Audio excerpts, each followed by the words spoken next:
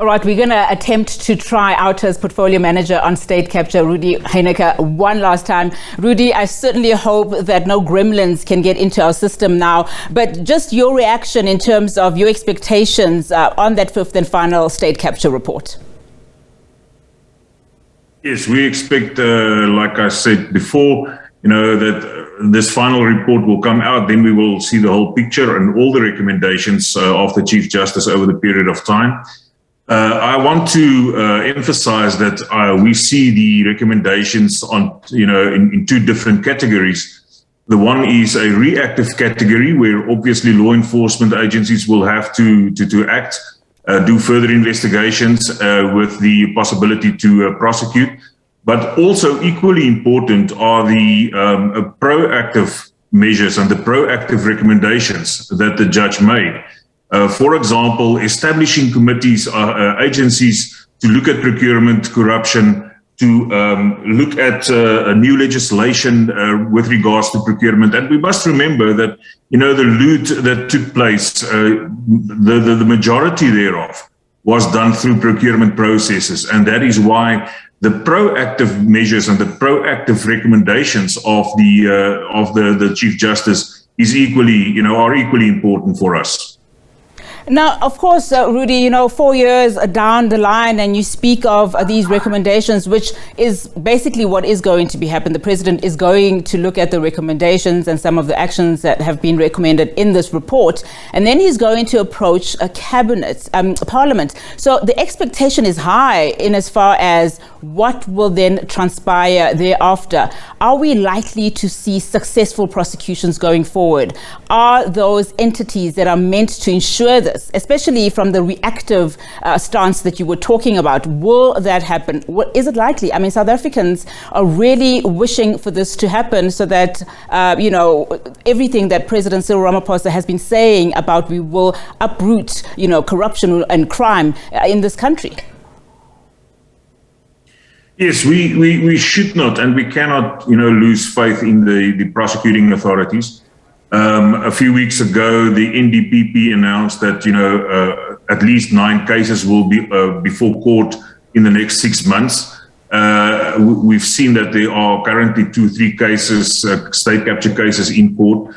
And we do believe and we hope that these processes will carry on.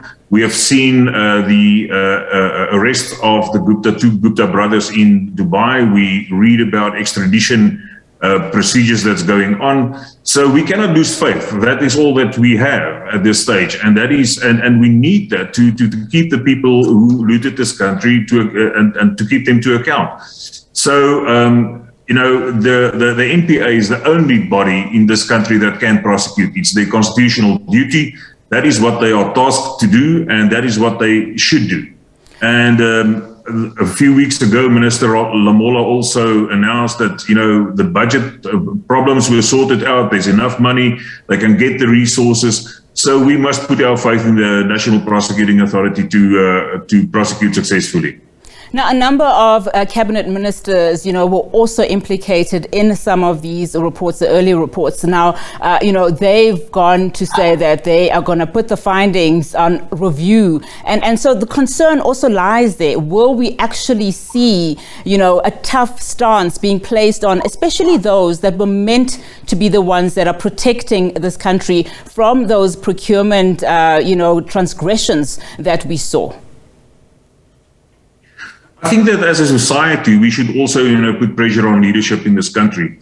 We have just talked about the processes of the NPA, but it's not the job or the task of the NPA to remove a sitting minister from cabinet who's been implicated in the reports, or a deputy minister, for that matter, also implicated. So that is, a leadership crisis or a question that must be resolved by the president of the country. But there's also other things that we must look at. Members in parliament sitting there heavily and harshly implicated by some of the reports. Some of them chairpersons of portfolio committees. So it is not only, like I said before, the NPA, but it's also the leadership of this country and the political will. and to put to put your money where your mouth is, to say, listen, yes, I'm talking about fighting corruption. I want to eradicate corruption in this country. So then obviously there should be some actions taking place. Some action has taken place, although it's obviously not in, leaders in the sitting capacity in terms of those ministers we were talking about. You've been very influential in making sure that Dudu Myeni, the former director, the former board chair of SAA, was declared a delinquent and also being banned for life for holding any directorship position. How important is accountability for you? It is absolutely important, and I think if we look at the first report, the first part that came out, the Chief Justice made the same recommendation, saying that in terms of the Companies Act, the legislation thereof, we should extend the period where one can bring, for example, a delinquency application against the director of a company.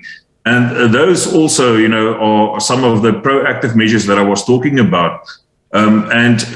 It's not only, to get people in orange overalls and behind bars, but it's also to remove people and to isolate them, to participate in the business of the state and in the business of government, because that is, as long as you occupy positions like that, you still have an influence. Now, one of the, the whistleblowers that we spoke to here on the channel said that, we should not be under any illusion that corruption has stopped with state capture, the commission, etc., and that it still is, ongoing. Specifically on what you've said about isolating people, is there any investigation that you are currently following very closely in terms of what is transpiring in the state or also state-owned entities at the moment? Or are you watching very closely in terms of will those recommendations actually be adhered to that will come out of this report? Well, at OUTA, I can tell you that we are constantly busy with investigations. We receive a lot of whistleblower reports, brave people out there, putting their jobs on the line to report irregularities and unlawful activities. So we are not, just sitting back and waiting for, to see if these recommendations will be implemented. There are, lots of legislation in this country that is on our side to use to get some of the people isolated, to get them out of business and make sure that they do not do business with government again, and that they do not get paid by, our taxes. Rudie, thank you so much for your time this afternoon. Really do appreciate it. Rudie Heyneke is OUTA's portfolio manager on state capture.